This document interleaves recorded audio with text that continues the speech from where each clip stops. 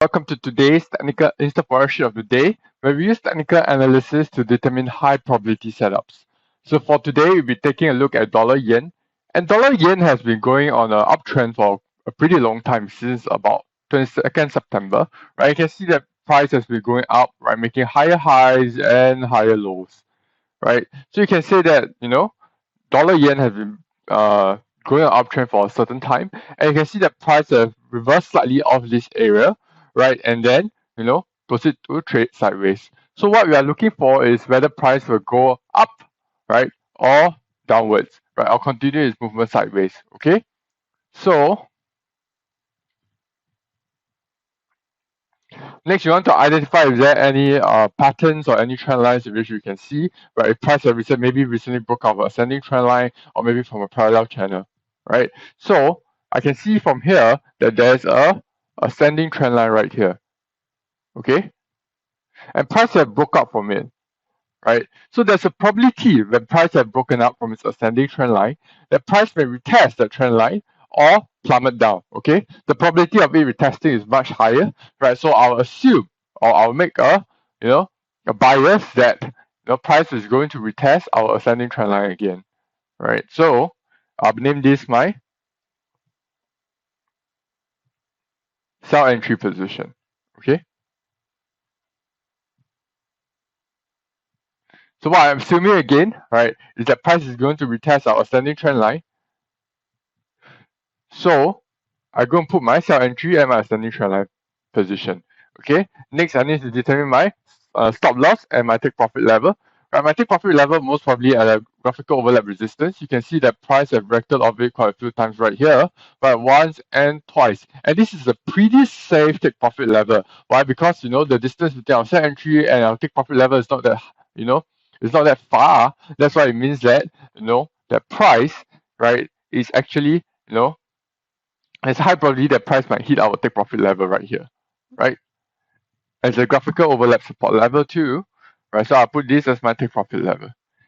Okay, next what I want to do is I want to put my stop loss level, right? So my stop loss level is a level to, discredit or invalidate my idea, right? So I'll put my stop loss level at maybe the graphical swing high, right? I can see that there's a very good risk reward ratio, right, of about 1:3, right? And I would say that this is a very good risk reward ratio. So I put this as my stop loss level.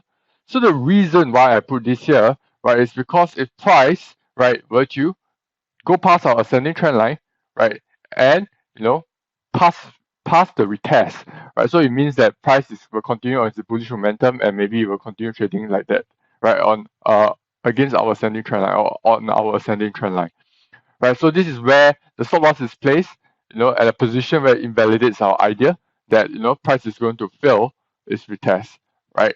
So this is how I'm going to put my stop loss, stop entry, and take profit level.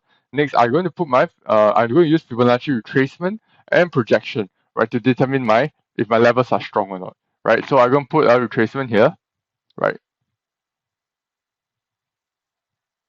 from the top to the bottom to find resistance. Right, I can see that this is a 78.6% retracement level. Right, obviously I'm going to remove everything and leave my 78.6 retracement there, right, to make it cleaner. Okay, give me a second.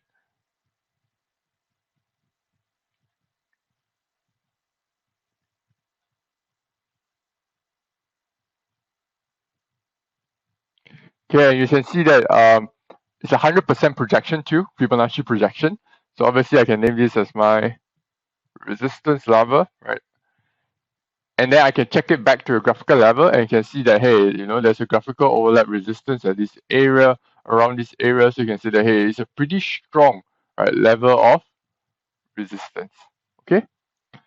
So you can see that my take profit level, right, I'll use Fibonacci retracement again from the bottom to the top to find support. And you can see that it's very near our 23.6% retracement, right? Check it with graphical level. You can see it's a graphical overlap support.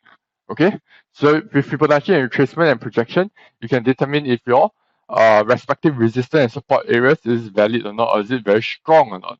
Okay, and then next I'll use indicators to determine if my bias, right, if it support my bias. So I can use stochastics, right, and I'll remove everything except the stochastic itself. Okay, so